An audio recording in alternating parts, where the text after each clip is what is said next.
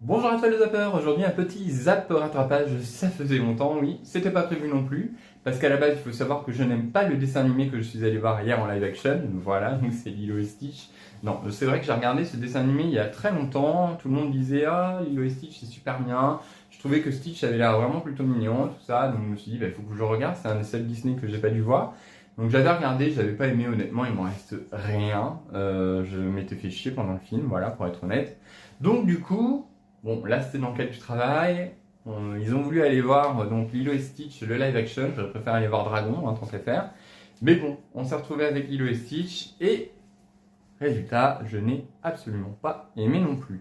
Le film est en train de taper le milliard, franchement, ça interroge sur ce que les gens recherchent en termes de qualité au cinéma, parce que là, on a vraiment tous les poncifs, les discours mielleux sur la famille, patati, avec en plus de ça, rien de très impactant. On a des personnages qui sont très très caricaturaux, où il y a des problématiques vraiment hyper superficielles, où on sent qu'il n'y a pas vraiment de menace, parce que ben voilà, on est dans le monde de Disney, hein, donc j'ai trouvé tout ça vraiment chiantissime, quoi. C'était vraiment long.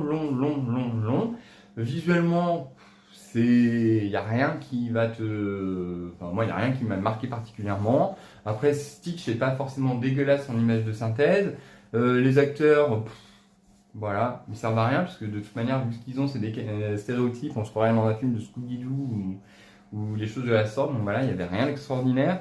La seule qui s'en sort, c'est Lilo, donc, qui est campée par Maya, qui est Aloha. En même temps, après, le réalisateur Dan Fleischer-Camp n'avait pas fait grand-chose à part Marcel Lechel, qui était un film qui mêlait stop motion et prise de vue réelle. Mais là, franchement. Après, je me suis dit, j'aurais pu aimer. Parce que, admettons, Le Livre de la Jungle, moi, c'est pas un dessin animé dont je suis très fan. J'aime bien, mais sans plus. Et j'avais beaucoup aimé le live action. À l'inverse, par contre, des films que j'avais adorés, comme La Belle et la Bête, Le Roi Lion ou Aladdin, en live action, j'avais trouvé que c'était une catastrophe. Bon, eh ben, celui-là, par contre, n'a pas sauvé mon point de vue sur Lilo et Stitch. Voilà, je trouve que c'est un mauvais film. Et franchement, un milliard là-dessus, alors qu'à côté, des fois, il peut y avoir des projets peut-être beaucoup plus intéressant ou même peut-être beaucoup plus réussi. Je sais pas, je n'ai pas encore vu Dragon, mais quand je regarderai Dragon, je pense que je ferai une comparaison.